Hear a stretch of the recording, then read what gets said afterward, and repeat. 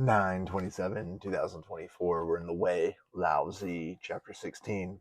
Commands for binding the squadrons. Verse 1. The commands for binding squadrons say, 5 men make a squadron, all under one banner, which they receive from generals and officers. If you lose a squadron but capture another, things even out. If you gain a squadron and nobody is lost, this should be rewarded. If you lose a squadron and do not gain one, men should be executed and their families ruined. If you lose a leader and capture another, things even out. If you capture a leader and do not lose one, reward them.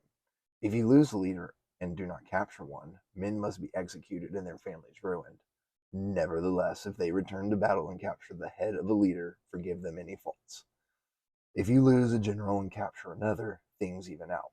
If you catch a general and do not lose one, reward this. If you lose a general and do not capture one, the culprit should be tried according to the law of abandoning one's position and fleeing.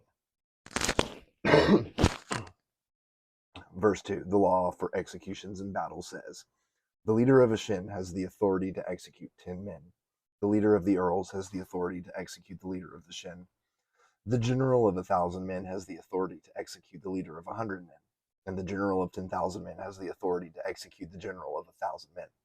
The master generals have the authority to execute the general of 10,000 men. There's nobody the general of the entire army does not have the authority to execute. So this goes to show the hierarchy and how things fall into play, right? There's always someone higher up who has more authority and can execute you in such a way. This is why I think owning your own business, being your own boss, and disciplining yourself to a higher standard than most people hold themselves to is very important, because only you want to be in charge of your own execution, right? You want to be able to only discipline yourself, not another man.